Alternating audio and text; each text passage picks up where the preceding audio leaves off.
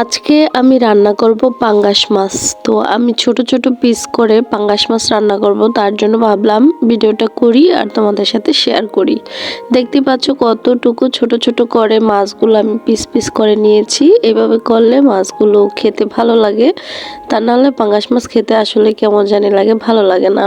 তো তেল গরম করে নিয়েছি, এখন আমি মাছগুলো ভেজে নিব। এই ছোট ছোট পিসগুলো জাস্ট এখানে 3 পিস মাছ ছিল পাতলা পাতলা, তার ওগুলাকে আমি আবার একদম গুটি গুটি করে ছোট ছোট পিস করে নিয়েছি। তো রান্না করলে রুটি দিয়ে খেতে ভীষণ ভালো লাগে আর ভাত দিয়ে খেতেও ভালো লাগে। তো আমি এটা করব ভুনা। পেঁয়াজটা সুন্দর করে নরম করে নিয়েছি, ভেজে লবণ হলুদ আর মরিচের গুঁড়া এক চামচ করে সব কিছু দিয়ে দিলাম একটু আদা রসুন বাটা দিয়ে। এখন আমি মশলাটা একটু কষাবো পেঁয়াজের সাথে, সব উপকরণগুলো একটু মাখাজাখা করে একটু পানি দিয়ে দিলাম যাতে মশলাটা পুড়ে না যায়। এখন আমার মশলাটা একটু কষানোর পালা। কিছুক্ষণ এইভাবে পেঁয়াজটা আমি মশলাটার সাথে কষিয়ে নিব। কিছুক্ষণ এভাবে কষিয়ে একটু তেল বেশি এসেছে, তখন আমি একটা টমেটো কেটে দিয়ে দিয়েছি। এখন আমি এই টমেটোটা মশলার সাথে কষাবো টমেটো সিদ্ধ হওয়ার আগ পর্যন্ত। টমেটোটা গলে গেলে আমার কাছে ভীষণ ভালো লাগে, আর আস্তে আস্তে থাকলে আমার কাছে ভালো লাগে না, তাই গলা পর্যন্তই অপেক্ষা করব। দেখতে পাচ্ছ কত সুন্দর একটা কালার আসছে। এভাবে রান্না করলে ভীষণ ভালো লাগে। অনেকেই পাঙ্গাস মাছ খেতে চাও না, কিন্তু আমি এখন খেতে খেতে অভ্যস্ত হয়ে গেছি।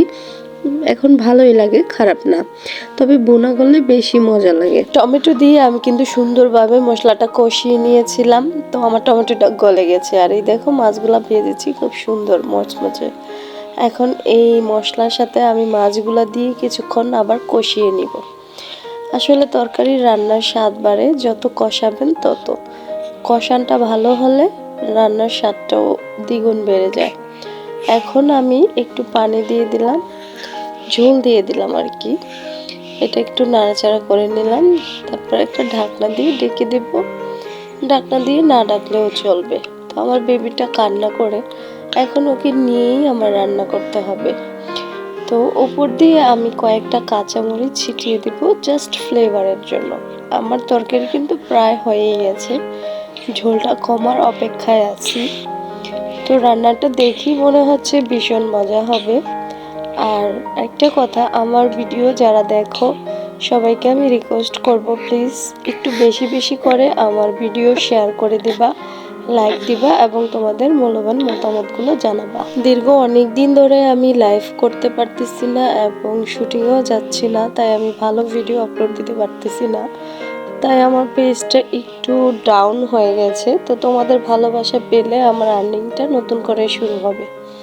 সবাই একটু আমাকে সাপোর্ট দিও আর ভালোবেসো। দিয়ে দিলাম 1 চামচের মতো জিরার গুঁড়ি দিয়ে, আর একটু দিয়ে দিয়েছিলাম। আজকে আমার কাছে ধনিয়া পাতা ছিল না, যার কারণে আমাকে জিরার গুঁড়ি দিতে হলো তরকারিতে।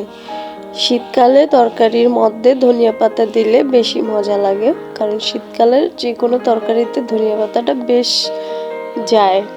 তো এই ছিল আমার সিম্পল রান্না। আমার রান্না কিন্তু প্রায় হয়েই গেছে, এখন আমি খাবো সেই অপেক্ষায় আছি। তো জিরাটা জাস্ট একটু দিয়ে আর একটু রান্না করে নিলাম, যাতে জিরার মশলার ঘ্রাণটা পুরো তরকারিতে ভালোভাবে ছড়ায়।